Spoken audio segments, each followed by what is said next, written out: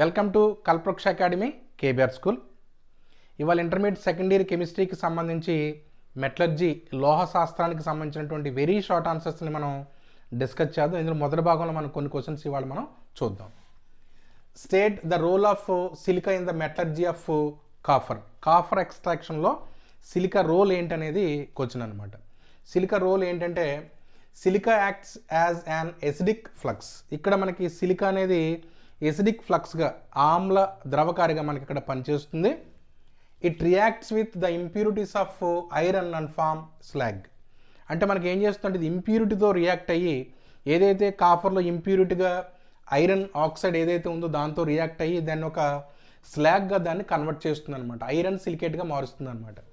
Reaction చూస్తే iron oxide plus silicon dioxide gives rise to iron సిలికేట్గా ఒక స్లాగ్గా మనకి ఇక్కడ మారుతుంది అనమాట. నెక్స్ట్ క్వశ్చన్ చూస్తే ఎక్స్ప్లెయిన్ పోలింగ్. పోలింగ్ అంటే ఏంటి, దాన్ని ఎక్స్ప్లెయిన్ చేయమనేది క్వశ్చన్ ఒకసారి చూస్తే blister copper is purified by this method. Blister కాపర్ని ఈ పద్ధతిలో మనం ప్యూరిఫై చేస్తాం. ఏం జరుగుతుంది ఈ ప్రాసెస్లో? The molten metal is stirred with logs of green wood. ఏదైతే మోల్టెన్ మెటల్ గలన లోహం ఏదైతే ఇంప్యూరిటీ ఉన్నటువంటి గలన లోహాన్ని ఏం చేస్తామంటే దానిపైన కార్బన్ పొడిని కప్పి పచ్చికరం లోపల పెట్టి దాన్ని ఏం చేస్తామంటే తిప్పుతాం అనమాట. Okay, the impurities are removed either as gases or they get oxidized and forms come over the surface of the molten metal. ఏదైతే మనం ఈ పచ్చికర్రలతో కలుపుతున్నప్పుడు దాంట్లో ఉన్నటువంటి ఇంప్యూరిటీస్ ఏమవుతాయంటే గ్యాసెస్గా బయటికి వెళ్ళొచ్చు, లేకపోతే అవి ఆక్సిడైజ్ అయ్యి ఒక తెట్టులాగా ఒక స్కమ్లాగా ఏమవుతుందంటే దానిపైన మనకి తేలే అవకాశం ఉంటుందన్నమాట. ఇంప్యూరిటీస్ అన్నీ కూడా ఈ యొక్క గలన లోహం పైన. నెక్స్ట్ చూస్తే the reducing gases evolved from the wood prevent the oxidation of copper. ఏవైతే ఈ పచ్చి దొంగల నుంచి వచ్చినటువంటి క్షయకరణ వాయువులన్నీ ఏం చేస్తాయంటే కాపర్ని ఆక్సీకరణం చెందకుండా ప్రివెంట్ చేస్తాయి, నిరోధిస్తాయి అన్నమాట. ఇది పోలింగ్ సంబంధించినటువంటి ఆన్సర్. నెక్స్ట్ క్వశ్చన్ చూస్తే describe a method for the refining of nickel. నికెల్ని శుద్ధి చేయడానికి రిఫైన్ చేయడానికి ఉపయోగపడేటువంటి ఒక పద్ధతిని ఎక్స్ప్లెయిన్ చేయమనేది ఇక్కడ క్వశ్చన్. మాన్ ప్రాసెస్లో దీన్ని మనం ఏం చేస్తామంటే నికెల్ని మనం రిఫైన్ చేస్తాం. ఇది ఒక వేపర్ ఫేజ్ టెక్నిక్ అనమాట మనకిది. ఇక్కడ in this process nickel is heated in a stream of carbon monoxide forming a volatile complex nickel tetracarbonyl అనమాట. అంటే నికెల్ని మనం ఏం చేస్తామంటే ఈ ఇంప్యూర్ నికెల్ని మనం ఏం చేస్తామంటే కార్బన్ మోనాక్సైడ్తో మనం ఇక్కడ ట్రీట్ చేస్తాం అనమాట.